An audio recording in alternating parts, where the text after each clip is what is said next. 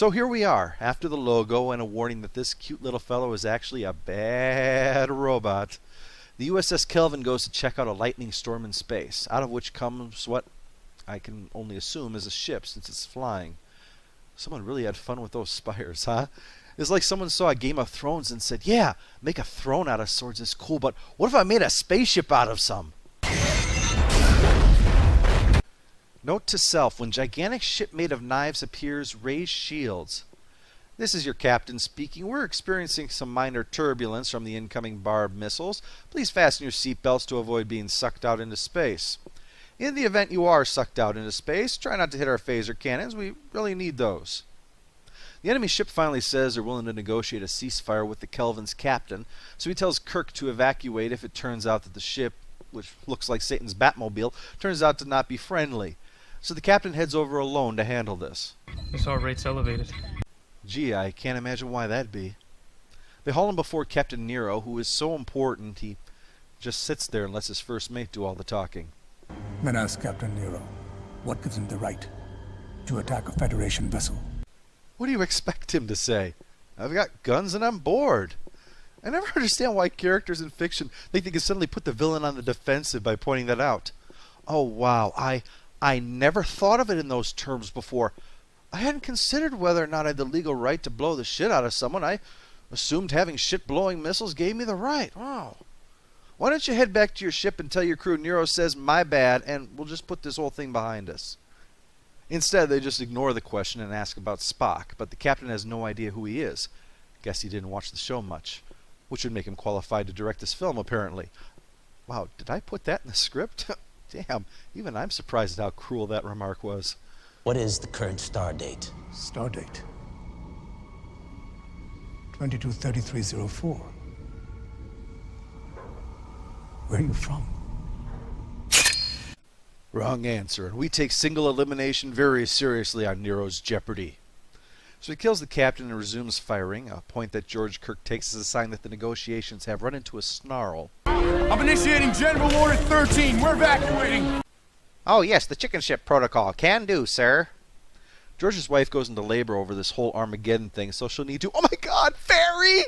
Give it a saucer of milk or it'll steal your baby! Because of all the damage, George needs to stay behind to buy them some time to escape, but having a chance to hear the birth of James T. Kirk, he finally has the courage to initiate the only move in the Deanna Troi piloting handbook. Yep, crashing the ship into something else. And that's all she wrote. Huh, that didn't seem to take too long. Oh crap, that was only the teaser.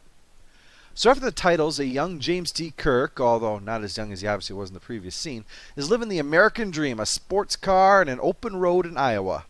This scene serves only two purposes. First, to have a car chase in a Star Trek movie. Again. Second, to teach us the most important lesson you need to know about Kirk. That he is an asshole. I really have to give the filmmakers credit on this. It takes a lot of bravery to remove all context from a scene so that it paints your protagonist as a self-entitled douchebag not 15 minutes into the film. Still, it's important to see this immature young punk in the beginning so that as we watch Kirk grow and develop over the course of the film, we... Sorry. I just couldn't keep a straight face. Anyway, young Kirk decides to take a side road that must lead to a quarry since A, there are no canyons in Iowa, B, I'd like to think that they wouldn't just put a road leading right up to the edge of a canyon. I hate this state and everyone who lives here. Hope to God they drive off the edge of my cliff. While he sorts things out with Officer Friendlybot, we cut over to a young Spock on Vulcan being taught in the grand tradition in humongous dishes. It is only logical that those who fail in their studies be fed to the giant. Unlike Kirk, Spock is on a journey this film, being half human and half Vulcan. A journey to Babel had established some of Spock's childhood. When you were 5 years old and came home stiff-lipped, anguished, because the other boys tormented you, saying that you weren't really Vulcan. I watched you, knowing that inside, the human part of you was crying. Of course, the film takes things a step further from 5-year-olds saying things that they probably shouldn't to moving into full-fledged bullying, a move that irritates some given how the Vulcans were treated during Enterprise and, to a degree, on DS9. The purpose of all of this, in contrast to Kirk's meat-verse Grand Theft Auto scene, is part of an effort to show that Spock, someone who always seemed to prefer to identify as a Vulcan, was amongst his people viewed as an outsider. It's not an easy thing, and Spock can't help but wonder why Sarek married a human. Marrying your mother was logical. When you see an ass like that, it is clearly the only logical thing to do. Yet as we soon see, Spock, now all grown up and wearing potholder sweaters, appears before the Vulcan Science Academy. It is truly remarkable, Spock, that you have achieved so much, despite your disadvantage. Oh no, don't go there. To what disadvantage are you referring? Your human mother. Oh, snap! It may not have seemed like it, but that on Vulcan was the best yo mama joke of the last 1,000 years. Spock responds by declining admission. We can infer that he sees that if he remains, he'll always be considered an outsider, always be judged. The ironic conclusion is that the only place where he can be considered a true Vulcan is away from Vulcan. Let's check in with Kirk, who's also grown up, and so naturally is in a bar. Okay, stop me if you've heard this one. Okay, guy walks up to a bar, bartender says, "Why the long face?" So, no offense. You do look a little depressed, though. I've spent the last 300 years coming to the Heartland, you know. Beam people onto my ship, terrify them, give them the anal probe, send them on their way. It's good for a laugh. Now I show up, and instead of being scared shitless by an alien, they all mace me and steal my ship. And now I'm stuck in friggin' Iowa. Kirk spies Cadet Uhura and decides to try to make the moves on her, eventually leading to a fight with this cadet, who joined up at the tender age of 45. You know, just until he decides what to do with his life. Kirk's bravado moves the situation from bad to fistfight, but as always, he is Kirk, a real gentleman. As I said, a real gentleman. You may smirk now, sleazy young Kirk, but I'm afraid that boobs are your kryptonite. Having come into contact with them, you are now powerless. And soon Kirk is getting the crap beaten out of him until Captain Pike breaks it up. Pike knows about George and thinks that with Kirk's grades and abilities, he can do better than getting into a bar fight in Iowa, damn it. He can get into bar fights all across the quadrant. Kirk is dismissive, and later he heads out to where they're building the Enterprise, but finally, he figures that rather than climbing to the top and peeing on the construction bots, perhaps he should take Pike's advice and join Starfleet. 4 years? Do it in 3. Big talk coming from a guy with only one damn shirt. We also meet Dr. Leonard McCoy, with all that country charm we love him for. I may throw up on you. Don't worry, I threw up on me twice last night, and I still didn't change. Space is disease and danger wrapped in darkness and silence. Well, I hate to break this to you, but Starfleet operates in space. Really? Crap, I figured it was some Dancing with the Stars spinoff. So with that, we skip ahead 3 years in the return of the Ginsu ship.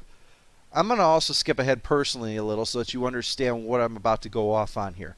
Nero is here because of Spock, as in Leonard Nimoy Spock, who was trying to stop a catastrophe using a substance called red matter, but failed and Romulus was destroyed. But Spock showed up 25 years later than Nero did, so Nero waited around for 25 years doing absolutely jack shit. That is a hell of a long time to mope. 25 years ago, I was mourning the death of Optimus Prime, but you know what? I moved on. Time has healed that wound. Now, obviously, as Linkara appropriately pointed out, losing a planet's a little worse than losing a childhood hero. But the real point is, when I think of everything that I did from then until now, wow. How many years until one of the crew says, "Hey, boss, look, I lost people too, but us sitting here with our thumbs up our butt isn't going to bring them back, so, if you don't mind, we put together this little list of suggestions on what we could do. Just if you could just hear us out. Okay, more mining. I mean, we do have this mining ship and all that. The guys are just sitting around. We could get a head start on kicking the Federation's ass. I mean, we save Vulcan for last, of course, but maybe conquer a few worlds here and there. I mean, why not? Okay, you're not liking that. We have option 3 and my personal favorite. We sell our super advanced ship to the Romulans to give them the tech to conquer the Federation themselves. And we get to spend the next 20 plus years on an island paradise drinking and humping beautiful women until the time is right for our powerful empire to exact revenge on Spock. And maybe avert the whole disaster too. And, you know, not to second guess you or anything, but we're having a hard time seeing a downside in this plan. Now the weird part is that the film is actually the one place where Nero is this brooding doofus with a thumb up his ass who does crazy shit seemingly on a whim. The novelization, the Countdown comic book, we see and understand the complexity of Nero and what he's doing. And we really learn that he could have possibly been the strongest villain in the film since Khan if they would have allowed him to be. Nero was a working-class guy captaining a mining ship and saw the start of this cataclysm firsthand. So when Spock was warning the Romulan Senate of the threat, Nero stood up in his defense. He was a representative of the mining guild, and he urged them to take action. And when they refused, after careful contemplation with his wife, Nero convinced his crew that Spock was their only hope, that they had to put their trust in Spock and the Vulcans. So they worked with Spock to mine the material that would be necessary to produce this red matter, even though such action would probably get them sentenced to life in a work camp if the Romulan Senate ever find out. But they were willing to risk anything to try to stop this. And yet what happened? The Vulcans, who were supposedly so logical, were far more concerned that the Romulans might use red matter as a weapon. All of Spock's promises were for nothing. He wanted time to change their minds, but he knew there was no time left. And because Nero actually followed Spock instead of obeying the Senate, they weren't at Romulus to evacuate their loved ones. The Vulcans failed them, the Federation failed them, and Spock failed them. And Nero himself had failed them. Failed them for foolishly assuming that the others would actually help. No. And now there's no way to warn them. The foolish Senate of this time wouldn't listen any more than they would 100 years from now when the threat was staring them in the face. And even as a lonely miner, they would probably just be dismissive of him anyway. So Nero's plan was all he had left to live for. Punishment. Punish Spock, Vulcan, and the Federation for their inaction, to give them a small taste of what their hypocrisy and hand-wringing had allowed to occur. It is high time that someone finally makes them pay for what they knew was going to happen and refused to stop. It's time for justice to be done for the billions of Romulans that they allowed to die, to make them pay for every single one of those lives lost because they were bastards, and they deserve to die too. Of course, in the movie, some bald emo with a trident. Because we had to have more time for this. God knows this kind of stuff is way more important than having an effective villain, am I right?